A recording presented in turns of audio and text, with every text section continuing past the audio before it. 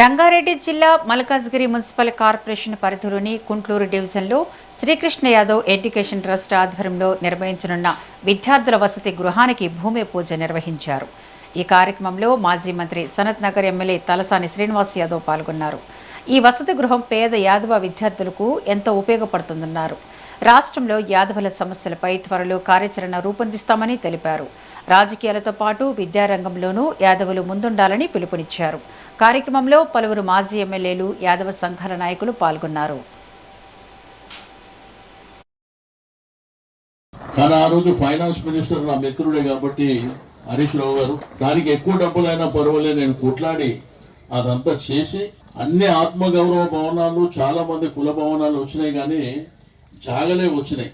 కానీ ఒకటి మనం కట్టుకుంది మనదే కంప్లీట్ అయింది, ఎవరిది కాలే అక్కడ. కాబట్టి అద్భుతంగా కట్టుకున్నాం. మన పిల్లలు మరి బ్రహ్మాండంగా చదువుకోవాలనేటువంటి ఉద్దేశంతో కట్టింది అది. ఎందుకంటే జిల్లాలలో గ్రామాలలో ఉండేటువంటి పిల్లలు హైదరాబాద్ లో బతకాలి, హైదరాబాద్ లో చదువుకోవాలంటే ఆర్థిక పరమైనటువంటి ఇబ్బందులు ఉంటాయని మరి అంత అద్భుతంగా బ్రహ్మాండంగా కట్టి పెట్టినాం. కాబట్టి దానికంటూ ఒక ట్రస్టీ ఉన్నది. మరి వీలైనంత తొందరలో మరి ఆ కార్యక్రమాన్ని కూడా మనం కంప్లీట్ చేసుకొని